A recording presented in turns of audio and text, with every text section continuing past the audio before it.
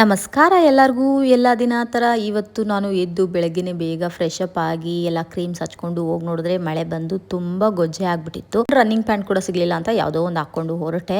ನಡೆಯೋಕ್ಕಾಗ್ತಿಲ್ಲ, ತುಂಬ ಸ್ಕಿಡ್ ಆಗ್ತಿತ್ತು. ಆಮೇಲೆ ನನ್ನ ಕೈ ಅವಸ್ಥೆ ನೋಡಿ ಈ ಥರ ಆಗಿದೆ. ಇದು ಹಳೆ ವಿಡಿಯೋ, ಆಲ್ರೆಡಿ ನನಗೆ ಇದೆಲ್ಲ ಕ್ಯೂರ್ ಆಗಿ ಪೇಯ್ನ್ ಇಲ್ಲ, ಏನಿಲ್ಲ. ಮಾರ್ಕ್ ಮಾತ್ರ ಉಳ್ಕೊಂಡಿದೆ.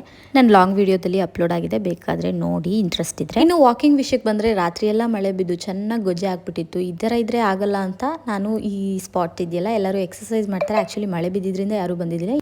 ಇಲ್ಲೇ ಒಂದೆರಡು ರೌಂಡ್ ಜಾಗ್ ಮಾಡೋಣ ಅಂತ ಅಂದ್ಕೊಂಡೆ. ಆಮೇಲೆ ಹೋಗ್ತಾ ಹೋಗ್ತಾ ಹಾಗೆ ಒಂದು 10 ರೌಂಡ್ಸ್ ಜಾಗ್ ಮಾಡಿದೆ. ಸ್ಲೋ ಅಂದರೆ ಸ್ಲೋ ಜಾಗ್, ಫಾಸ್ಟಾಗಿ ಮಾಡೋದಕ್ಕಾಗಲ್ಲ ನನಗೆ, ದಪ್ಪ ಇರೋದ್ರಿಂದ. ಸ್ವಲ್ಪ ಆಟ ಆಡಿ ಇವಳು ಬ್ಯಾಕ್ ಬೆಂಡಿಂಗ್ ಮಾಡ್ತಿದ್ಲು, ಅವಳ ಜೊತೆನೂ ಆಟ ಆಡಿದೆ. ಆಮೇಲೆ ಎತ್ತೋದಕ್ಕಂತ ಹೋಗಿ ನಾನು ದಬ್ ಅಂತ ದಬಾಕೊಂಡೆ. ಆಮೇಲೆ ಪಟ್ನಂತ ಮನೆಗೆ ಬಂದು, ಇವತ್ತು ಮಿನಿಗೆ ಲಾಸ್ಟ್ ಡೇ ಸ್ಕೂಲ್ ಆಗಿತ್ತು, ಅವಳನ್ನ ರೆಡಿ ಮಾಡಿಸಿ ಸ್ಕೂಲಿಗೆ ಕಳಿಸಿ ನಾನು ಎಣ್ಣೆ ಹಾಕ್ಕೊಂಡು ತಲೆಗೆ ಸ್ನಾನ ಮಾಡೋಣ ಅಂದ್ಕೊಂಡೆ. ನೋಡಿದ್ರೆ ನನ್ನ ಮಗಳು ಎಲ್ಲ ಚೆಲ್ಬಿಟ್ಟು ನಾನು ಏನೂ ಮಾಡಿಲ್ಲ ಅನ್ನೋ ಥರ, ನೋಡಿ ಎಷ್ಟು ಇನ್ನೋಸೆಂಟ್ ಥರ ಕೂತ್ಕೊಂಡಿದ್ದಾಳೆ.